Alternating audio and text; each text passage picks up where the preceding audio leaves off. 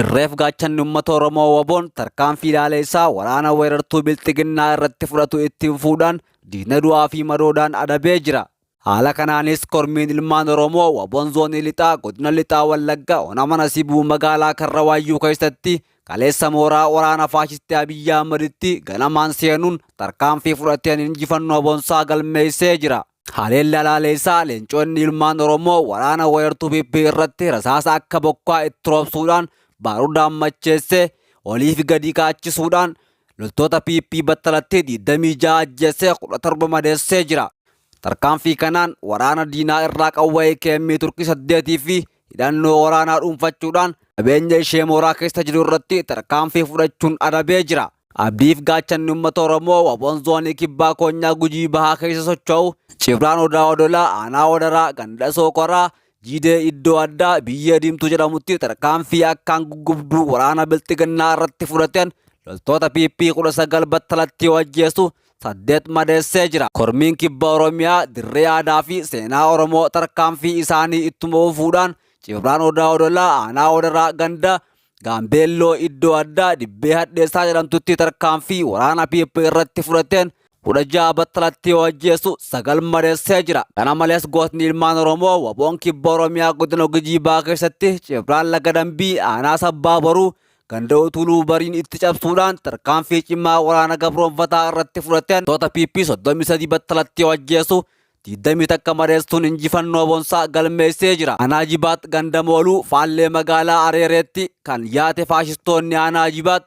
aanaa Dirree Hincinni ganda Buyyuumaa rogeettii qabeenya uummataa saamanii uummata hedduu qabanii osoo deebi'anii jajjabeen waraanni bilisummaa Oromoo duubaan itti dhufuudhaan bakakkaa itti buusuudhaan qabeenya gachisiisanii nama qabanii deemanis gadhiisanii jiru. Kana malees humna diinaa hedduu haleeluudhaan 40 du'aan akkasumas 30 takka madoon adabee jira. Humni faashistii aanaa ammayyaatti yaa'uun gara Dirree Hincinniitti bobbaate daangaa Dirree Hincinnii fi ammayyaa bakka addaa Qaaqee jedhamtutti jajjabeen rasaasaan akaa'uun baarudaan macheessee 28 ajjeesuudhaan 14 madoo taasisee jira. Waraanni PP aanaa Dirree Hincinnii qubsuma garaa irraa yaates waboo halaalatti yeroo argitu dheessuudhaan gara mooraa qubsuma isheetti deebitee jirti.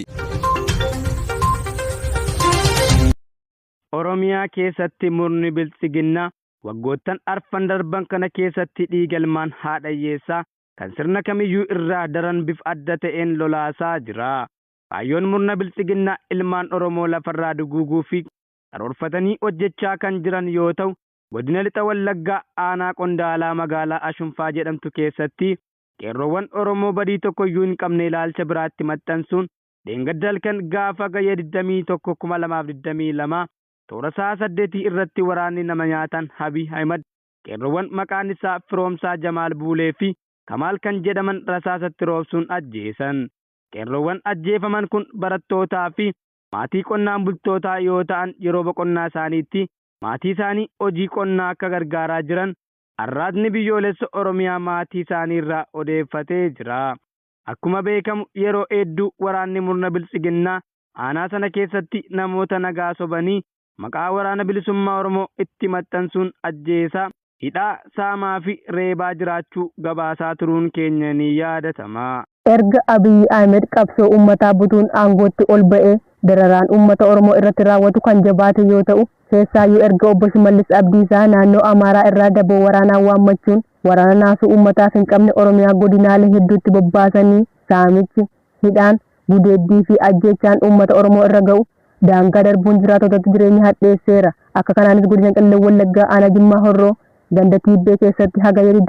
21/2022 waraana biltsiginnaa buufata fayyaa gandichaa keessa qubsiifaman shamarree Badirree Baacaa Shuuramoo jedhamtu gareen gudeeduu rakkoo fayyaa qaamaaf saaxiluu maddeen gamasii arraata biyyoolessa Oromiyaatti himaniiru. Waraanni goolestuu PP kun maqaa sakattaan waraana bilisummaa Oromoo jedhuun bobba'uun qeerroo Oromoo adamsanii qabu kan aadeffatan yoo ta'u, onuma Jimmaa Horroo ganda warra Leeqaa irraa nama maqaan isaanii Abdoo Jibriilii fi Dagguu Geeta'uun jedhaman qabuun hidhanii jiraachuunis beekameera. Dararaan waraana sana PPtiin uummata Oromoo irra ga'u ittuma fufuun hagayya 20/2022 ona Jimmaa Horroo ganda Tiillee jedhamtu keessatti obbo Jibraayil nama jedhaman jalaa madaala hangaa tokko, obbo Najaa Shaddil jalaa sangaa tokko saamuun cinaatti Abdul Jabbaar Sulemaan maanguddoo ganna 70, Hasan Bakar, Adam Umar, Ismaa'il Umar, Adam Dobbaa kanneen jedhaman ammoo mana jireenyaa isaaniitti qabuun aanaa gaa'oo qeebbee bulchiinsa magaalaa Arroojii keessatti geessuun waraana bilisummaa Oromoo qabna jedhanii gabaa keessa naannessaa turuus maddeen dabaluun ifoomsaniiru. Waraanni murna bilisiiginaa lixa shaggar ona Amboo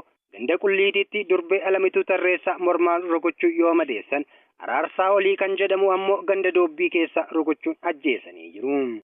Erga dheengadda agayya 2022 gootichi waraanni bilisummaa Oromoo Cibiraan Jaagamaa Badhaane lola waraana bilisiiginaa harcaase geggeesseen booda jechaa fi dararaa kan ammeesse murni bilisiiginaa nama baay'isaa ajjama abbaa maatii jala beenya yoo saaman addunyaa tolosaa jala hoolota 13 qarshii 6,000 ashuu tafarraa jalas hoolota 4 qarshii 3,000 saamanii jiru. Oduu biraatiin ammoo godina lixa shaggar aanaa cobii keessatti bulcha aanaa sanaa dheeressaa lammaa kan jedhamu guyyaa dheengaddaa jechuun gaafa agayya 21/2022 ani marfameen jira humna kanaan waraana bilisummaa Oromoo ofirraa faccisuu hin danda'u jechuun yeroo inni iyyatutti durayyuu yoom aanaa kee qulqulleessite jechuun isa aangoorraa buusuun bulcha haaraa atoomsaa irkoo yeroof bakka buusanii jiru. Sodaa waraanni bilisummaa Oromoo nu marsee jira jedhuun namoota sabboontota ilmaan Oromoo shakkiin qabanii hidhaa fi reebicha irratti geggeessaa jiraachuu maddeen har'aata biyyoolessa Oromiyaaf himaniiru.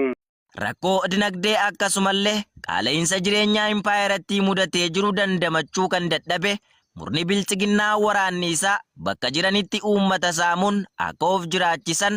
haala mijeessuufiin waraanichi golee Oromiyaa cufa keessatti qabeenya uummataa saamuun dantaa dhuunfaa isaaniif oolfataa jiru. Haaluma kanaan godina Bahaa Wallaggaa aanaa Saasiggaa keessatti waraanni PP qabeenya uummata jalaa saamuun qabeenya dhaabbataa fi midhaan nyaataa hanga nyaata qophaa'aa mana keessatti kan fudhatan yoo ta'u, kana malees safartuu midhaanii, saalitii meeshaalee daldalaa dukkaana keessaa fi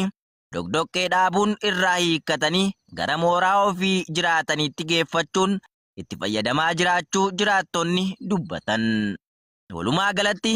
qaaraa, akurii, boqqolloo, boobee fi akaakuuwwan midhaanii argatan hundayyuu kuusaa midhaanii seenuun akkasumallee mana namoota dhuunfaallee osoo hin hambisin cabsuun saamanii fe'achuun gara mooraa isaanii lammaffaa jedhamutti fe'atanii deemaniiru. Mana keessaa baaduu fi itittuullee osoo hin hafin akkasumas buddeen namoonni tolfatanii manaa qaban gadi guuranii itti nyaataa turuu fi kan irraa hafe ammoo fudhatanii deemuu namoonni qaamaan argan hadheeffatanii dubbataniiru. Dabalataan ammoo hawaasa karaa deemu qabanii erga dararaniin booda waan inni harkaa qabu saamaa akka jiranii fi dogdoqqee namootaa dhuunfaallee osoo hin hambisin fe'achaa jiraachuutu himama.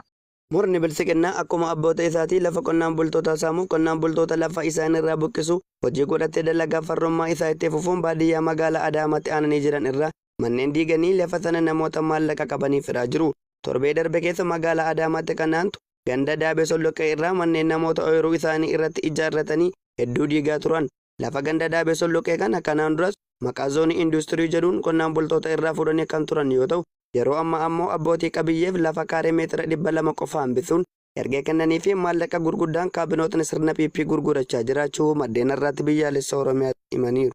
Murni faashistii Abiy Ahmed bilchiginnaan lola xumura hin qabne ilmaan Oromoo irratti banuun injifachuu yeroo dadhabetti ilmaan Oromoo magaalaa hanga baadiyyaatti waraana itti bobbaasee dirqiin qabee leenjii waraanummaa erga kenneefii booda adda waraanaa garaagaraa fi lola isaan hin ilaallannetti bobbaasuun lubbuu haadha hiyyeessaa hedduu obbaasaa jira. Adeemsa murna bilchiginnaa kana kan hubatan ilmaan Oromoo dirqamaan waraana faashistii Abiy Ahmed ta'an kallattii argatan maraan keessaa badaa jiru. Akka kanaanis dheengadda hagayya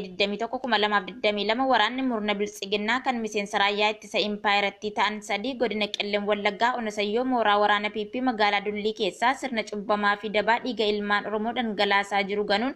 gooticha waraana bilisummaa Oromoo godinicha keessa sochootti harka kennatanii jiru. Ilmaan Oromoo kunneen mooraa diinaa keessaa qawwee akaamaa 3 rasaasa 600 boombii 4 hidhannoo guutuu waliin mooraa waraana Abiy Ahmed onsuun mooraa qabsoo bilisummaa Oromoo ittiin gabbisaniiru.